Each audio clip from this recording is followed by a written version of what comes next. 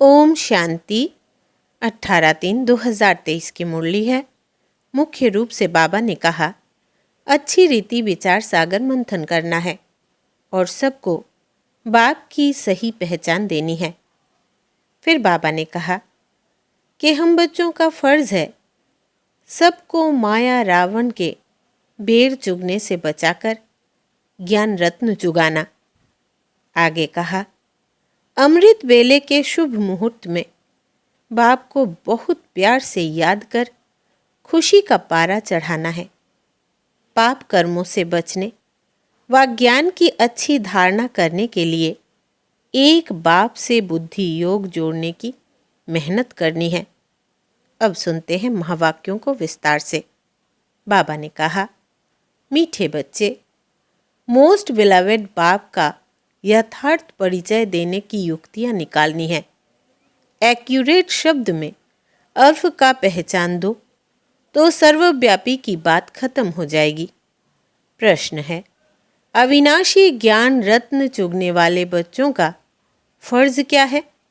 उत्तर, ज्ञान की हर बात पर अच्छी रीति विचार सागर मंथन कर एक बाप की सबको सही पहचान देना, पुण्य आत्मा बनाने वाले के साथ साथ पाप आत्मा किसने बनाया यह समझ देना तुम बच्चों का फर्ज है। सबको रावण के बेर चुगने से बचाए ज्ञान रत्न चुगाने हैं। सर्विस की भिन्न भिन्न युक्तियां निकालनी है।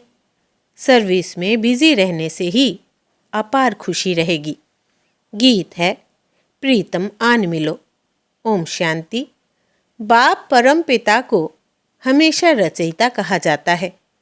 मनुष्य कह देते, यह पशु पक्षी आदि सारी रचना वो रचते हैं, परंतु समझाना चाहिए, पहले पहले मनुष्यों की बात तो समझो।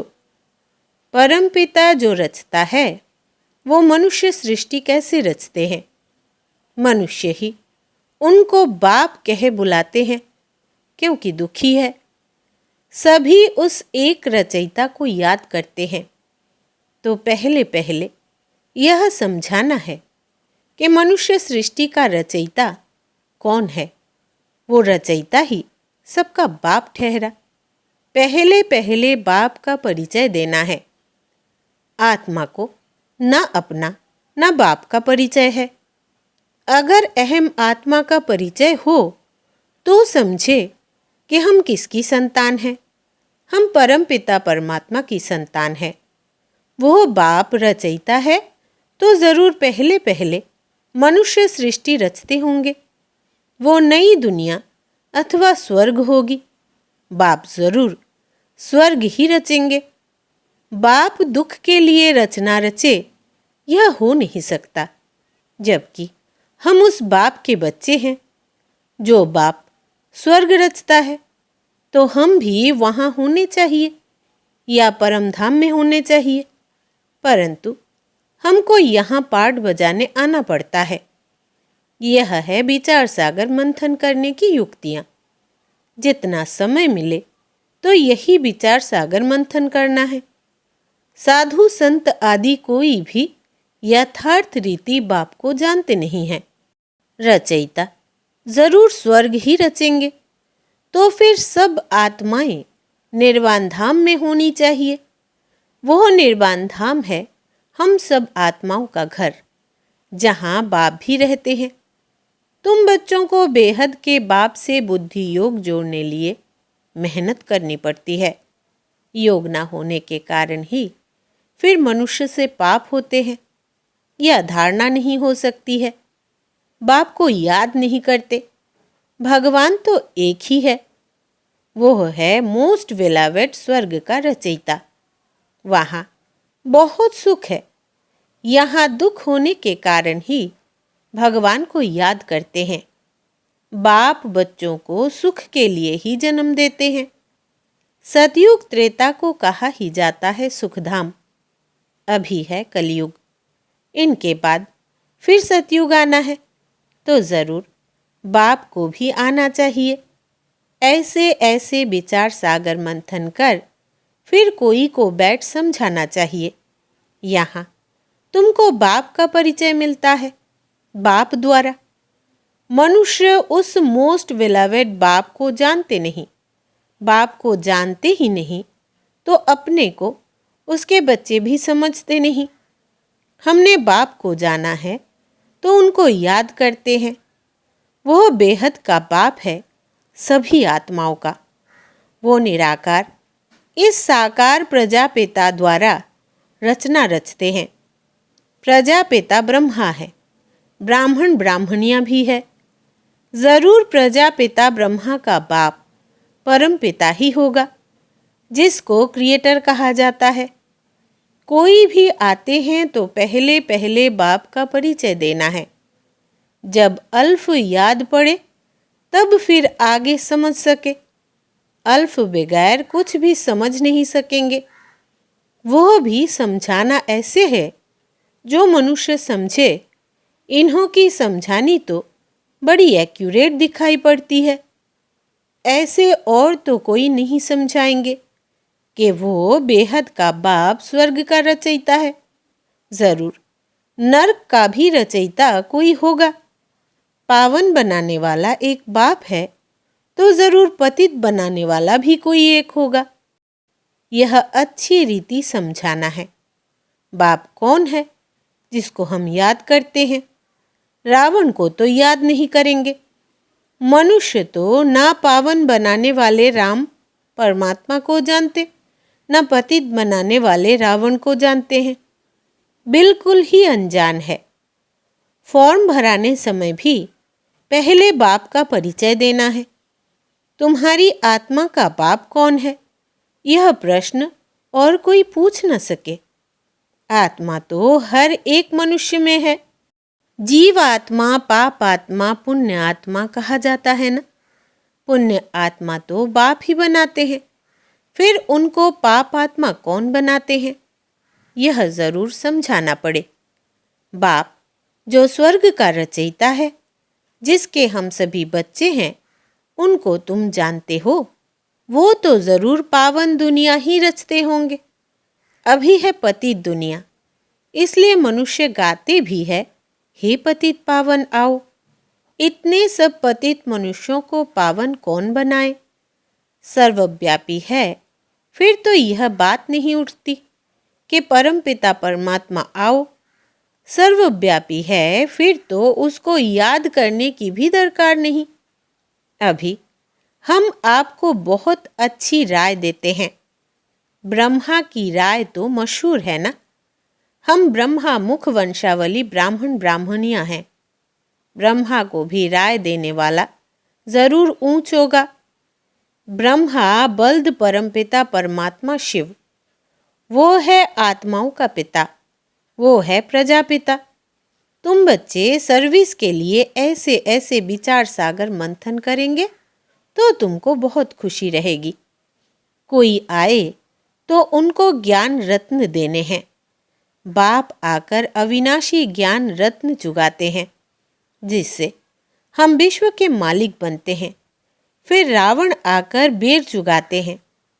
शिव का चित्र, देवताओं के चित्र सब पत्थर के ही है। पत्थर को पूजते पूजते पत्थर बुद्धि बन जाते हैं। शिव का भी पत्थर का चित्र है। जरूर कोई समय शिव बाबा चैतन्य में आकर पढ़ाते होंगे। प्रजापिता ब्रह्मा भी होगा, ब्रह्मा कुमारी सरस्वती भी होगी। अब प्रैक्टिकल में है। इनके लिए गायन है, सबकी मनोकामना पूरी करने वाली, अविनाशी ज्ञान रत्न दान करने वाली गॉडेज ऑफ नॉलेज। उन्होंने फिर सरस्वती को बेंजो दे दिया है। यह सब बातें बुद्धि में आनी चाहिए। जिसको भाषण करना है तो विचार सागर मंथन करना होता है। पहले भाषण लिख रिफाइन करना चाहिए। बड़े बड़े स्पीकर्स जो होते हैं वो बहुत खबरदारी से बोलते हैं, बिल्कुल एक्यूरेट सुनाते हैं। जरा भी हिचका तो आबरू अर्थात इज्जत चली जाएगी। पहले से ही पूरी प्रैक्टिस करते हैं। यहाँ भी इतना बुद्धि में रहना चाहिए, जो किसको बाप का परिचय दे सको। सर्विस करनी है। विकारी गुरुओं की जंजीरों में बहुत फंसे हुए हैं। वो कोई की सद्गति तो कर नहीं सकते। पतित पावन निराकार भगवान को ही कहा जाता है। सर्वव्यापी के ज्ञान से तो कोई की सद्गति हुई नहीं है। पतित पावन है एक शिव बाबा, उनको रुद्र भी कहा जाता है। रुद्र यज्ञ भी मशहूर है। इतना बड़ा यज्ञ और कोई रच न सके। रुद्र ज्ञान यज्ञ कितने वर्ष चलता है। ज्ञान सुनाते ही रहते हैं। यज्ञ जब रचते हैं तो उसमें शास्त्र भी रखते हैं। रामायण भागवत आदि की कथा सुनाते हैं। उसको रुद्र यज्ञ कहते हैं। वास्तव में रुद्र यज्ञ यह है। यह यज्ञ तो बहुत समय चलता है। उन्हों का तो करके मास भर यज्ञ चलेगा। यह तो देखो कितना समय चलता है। इसमें जो भी सब पुरानी चीज़ें हैं वो खत्म होनी है। यह सारी पुरानी दुनिया इसमें भस्म होनी है। कितना बड़ा यज्ञ है, ख्याल तो करो। जब सबके शरीर स्वाहा हो तब भी आत्माएं वापिस परम धाम जाए। जब तक बाप न आए तो पतित से पावन कैसे बने। माया की जंजीरों से लिबरेट कौन करे। कोई तो होना चाहिए ना, इसलिए खुद मालिक ही आते हैं। ऐसे नहीं सर्वव्यापी हो बैठकर ज्ञान देते हैं। वो तो आते हैं, हम उनकी संतान पोत्र हैं। वास्तव में हो तुम भी। अब वो बाप आया हुआ है, अपना परिचय दे रहे हैं। स्वर्ग की स्थापना हो रही है। हम है राजयोग ऋषि, वो है हठ योग ऋषि। इस पर शायद एक कहानी भी सुनाते हैं कि फलाने ऋषि का वजन भारी है या राज ऋषि का वजन भारी है। वो है सब भक्ति मार्ग की बातें और यह है ज्ञान मार्ग। भक्ति और ज्ञान के तराजू की कुछ कथा है। एक तरफ है सब भक्ति के शास्त्र, दूसरे तरफ है एक ज्ञान की गीता। तो भारी एक गीता हो जाती है। गीता है राज ऋषियों की। हठ योगियों के तो बहुत शास्त्र हैं। एक तरफ वो सब डालो, दूसरे तरफ गीता डालो। वास्तव में वो भी कोई हमारी है नहीं। हमारी तो है ही ज्ञान की बात। गीता का भगवान आता ही है सद्गति करने के लिए। तो बच्चों की बुद्धि में यह सब रहना चाहिए। फिर कोई समझे ना समझे, अपना फर्ज है हर एक को समझाना। मौत के समय सभी की आंखें खुलेंगी। इस ज्ञान यज्ञ से ही यह विनाश ज्वाला निकली है। अब तुम पांडवों का पति है परम पिता परमात्मा।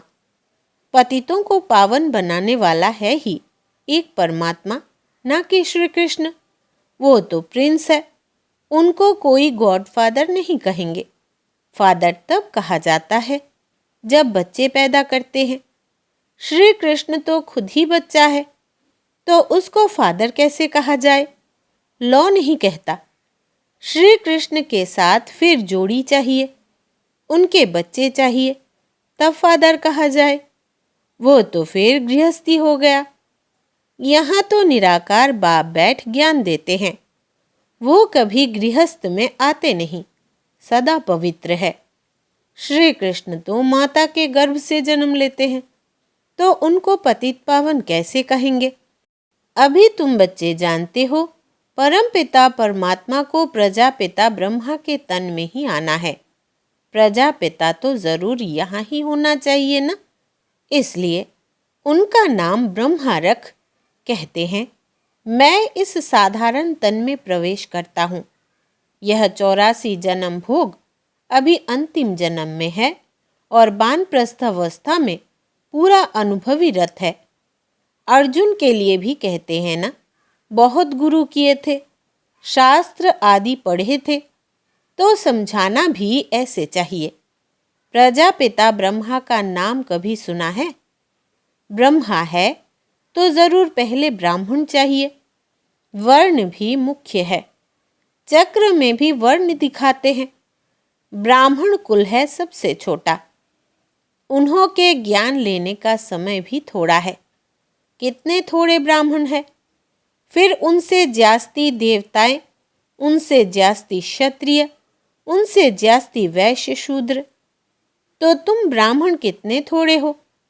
इन थोड़े में भी वो बहुत थोड़े हैं जिनको सदैव खुशी का पारा चढ़ा रहता है।